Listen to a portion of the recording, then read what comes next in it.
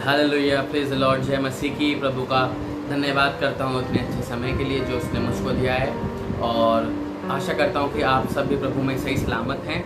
और आज की सुबह जब हम जमा हैं तो बस एक छोटी सी बात से आपको इनकरेज करना चाहूँगा, जो आपको मिलेगी भजन संहिता 1 और उसकी 3री आयत में इस प्रकार लिखा है, वह उस वृक्ष के समान है जो बहती नालियों के किनारे लगाया गया है और अपनी ऋतु में फलता है और जिसके पत्ते कभी मुरझाते नहीं। हालेलुया। यहाँ पे एक बरकत लिखी है। हम चाहते हैं कि खुदा बाप हमको बरकत दे, हम चाहते हैं कि खुदा बाप हमको बढ़ाए, खुदा बाप हमको फलवंत करे। लेकिन यहाँ पे एक आशीष की बात यहाँ लिखी है। कह रहा है, किसी इंसान के बारे में लिखा है, कह रहा है वो इंसान एक वृक्ष के समान है। कह रहा है कि वो एक उस वृक्ष के समान है जो कि बहती नालियों के किनारे लगाया गया है। मतलब जहाँ वो लगाया गया है वहाँ पे कुछ भी सूखापन नहीं है। हालेलुया।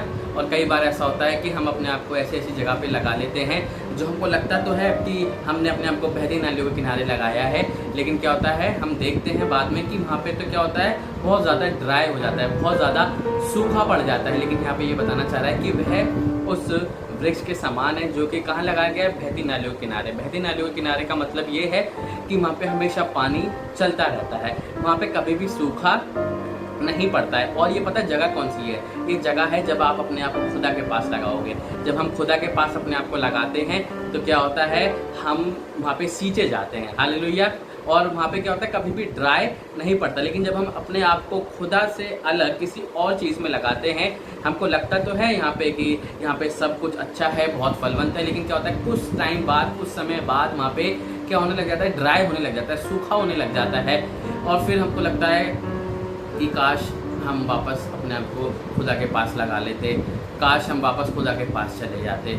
लेकिन यहाँ पे इस इंसान के बारे में लिखा है, जो बरकत लिखी है वो ये लिखी है कि वह उस वृक्ष के समान है जो कि बहती नालियों के किनारे लगाया गया है। मैं तो खुदा बाप से यही प्रार्थना करता हूँ कि खुदा बाप मैं हमेशा क्या रहूँ, तेरे ही समीप रहूँ। क्योंकि कितनी बार हमने ये वाली बात पढ़ी होगी कि खुदा बाप मुझे तो तेरे समीप रहना ही भला लगता है, मुझे तो अच्छा यही लगता है कि मैं तेरे समीप रहूं। और यहाँ पे खुदा का खादिम यही बताना चाह रहा है कि अगर आप चाहते हो बरकत पाना तो सबसे पहली ज़रूरत जो है, जो सबसे पहला काम है, वो हमको ये करना है कि अपने आप को खुदा के पास लगाएं। हालेलुया। कह रहा है कि वह उस वृक्ष के समान है जो कि बहती नालियों के किनारे लगाया गया है। और आगे लिखा है, वह अपनी ऋतु में फलता है। मतलब लगाया है, ठीक है, एक सीजन आएगा।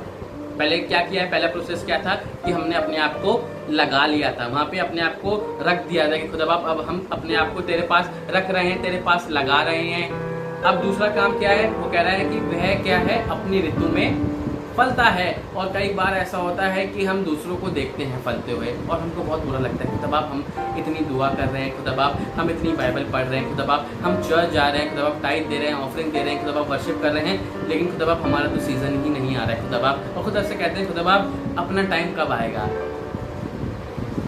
अपना टाइम खुदा बाप कब आएगा। और यहाँ पे लिखा है कि अगर आप अपने आप को खुदा के पास प्लांट करोगे, खुदा के पास लगाओगे, तो क्या होगा, आपका एक सीज़न है जिसमें आप क्या करोगे, फलोगे। हालेलुया। और बहुत सी बार ये होता है, हम जब अपने आप को खुदा के पास लगाते नहीं हैं तो इसी वजह से क्या होता है, हमारे पास फल नहीं हो पाता है, फल नहीं आता है। क्यों? क्योंकि रीज़न यही है कि हम अपने आप को खुदा के पास नहीं लगा पाते। और फिर हमारे जीवन में क्या होता है, पेड़ तो होता है लेकिन उस पेड़ में कभी भी फल नहीं आ पाते हैं। लेकिन यहाँ कहना चाह रहा है, जो कोई अपने आप को खुदा के पास लगाएगा उसी के लिए बरकत लिखी है। क्या होगा, जब अपने आप को लगा लोगे तो दूसरी चीज़ क्या होगा, तुम्हारा एक सीजन आएगा, तुम्हारा एक टाइम आएगा जिसमें तुम फलोगे और उस समय तुम्हें कोई नहीं रोक पाएगा। हालेलुया। ये खुदा ने आपके लिए बरकत रखी है। और जो तीसरी बात है वो ये लिखा है, और जिसके पत्ते कभी मुरझाते नहीं। हालेलुया।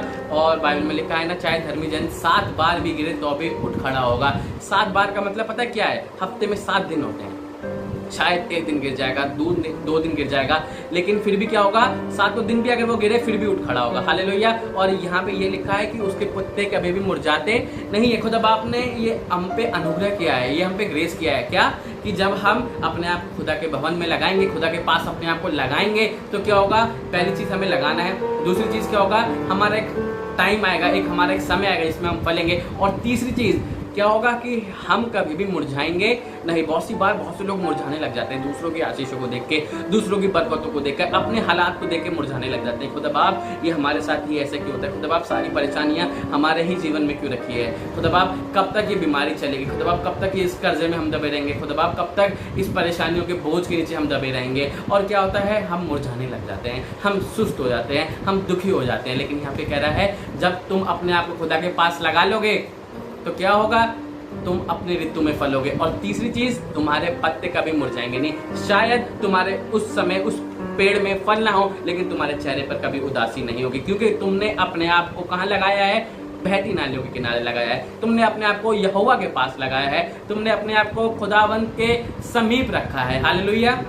और आगे लिखा है सबसे बड़ी बरकत जो हर इंसान चाहता है, मैं खुद चाहता हूँ, और खुदा बाप ये नहीं कि मैं चाहता हूँ, खुदा बाप मेरे को दे भी रहा है। और मुझे यकीन है जब आप इस वचन को सुन रहे होगे, जब आप इस वचन को फॉलो करोगे, तो खुदा बाप ये बरकत भी आपको देगा। और आगे सबसे इंपॉर्टेंट बात लिखी है, इसलिए जो कुछ वह पुरुष करे वह सफल होता है। हालेलुया।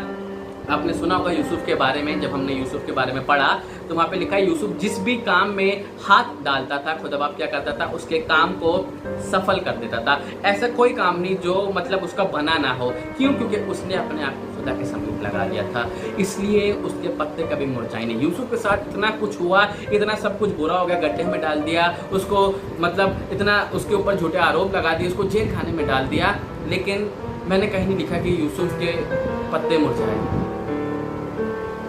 या यूसुफ के चेहरे पर उदासी आई, क्योंकि यूसुफ के साथ खुदा रहता था। हालेलुया। जब हम खुदा के साथ बने रहेंगे तो खुदा हमारे साथ बना रहेगा। जब वो हमारे साथ बना रहेगा तो क्या होगा? शायद हम गड्ढे में चले जाएं, उस समय फल ना हो, लेकिन हमारे चेहरे पर कभी भी हम मतलब मुरझाहट नहीं आएगी, हम कभी भी मुरझाएंगे नहीं। और आज की शाम बस मैं आपको इसी चीज़ से इंकरेज करना चाहूँगा, जैसे यहाँ लिखा है, इसलिए जो कुछ वह पुरुष करे वह सफल होता है। मतलब खुदा बाप हम जिस भी काम में हाथ डालेंगे तू सफलता दे देगा। खुदा बाप कह रहा है हाँ मैं दूंगा, लेकिन तुमको पहला काम करना पड़ेगा, अपने आप को मेरे पास लगाना पड़ेगा, क्योंकि मैं ही हूँ जो तुम्हें सींचता हूँ। हालेलुया।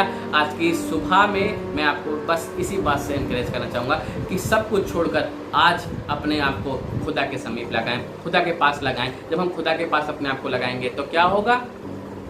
अपनी ऋतु में फलेंगे, और दूसरा क्या होगा? हमारे पत्ते कभी मुरझाएंगे नहीं। और तीसरा, जिस भी काम में हम हाथ डालें, चाहे वो कैसा भी काम हो, खुदा बाप कह रहा है मैं सफलता दूंगा। हालेलुया। यहाँ पे कह रहा है कि बेटा तुम अगर अभी नौकरी नहीं है, लेकिन तुमने अपने आप को मेरे पास लगा लिया, फिर तुम नौकरी की तलाश में गए, तुम वहाँ पे इंटरव्यू दोगे, अपना रेज्यूमे भेजोगे, मैं तुम्हारा वहाँ पे काम बना दूंगा। हालेलुया। वहाँ पे तुम्हें क्या होगा? नौकरी मिल जाएगी। क्यों? क्योंकि तुमने अब अपने आप को क्या कर लिया है?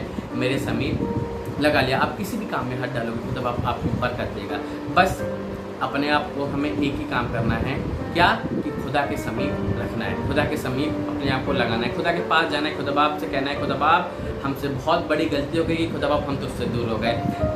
खुदा बाप तुझसे दूर हो के हमने जाना कि खुदा बाप हमारे पत्ते मुरझा गए, खुदा बाप हमारे काम नहीं बने, खुदा बाप, और हमारा जो सीज़न था फलने का खुदा बाप वो अभी तक नहीं आया। लेकिन खुदा बाप आज से हम तुझसे तौबा कर रहे हैं, तुझसे माफ़ी मांग रहे हैं, और पुरानी बात को कहते हैं कि खुदा बाप आज से हम अपने आप को तेरे समीप लगाएंगे, ताकि क्या हो? खुदा बाप हमारे पत्ते कभी मुरझाएंगे नहीं।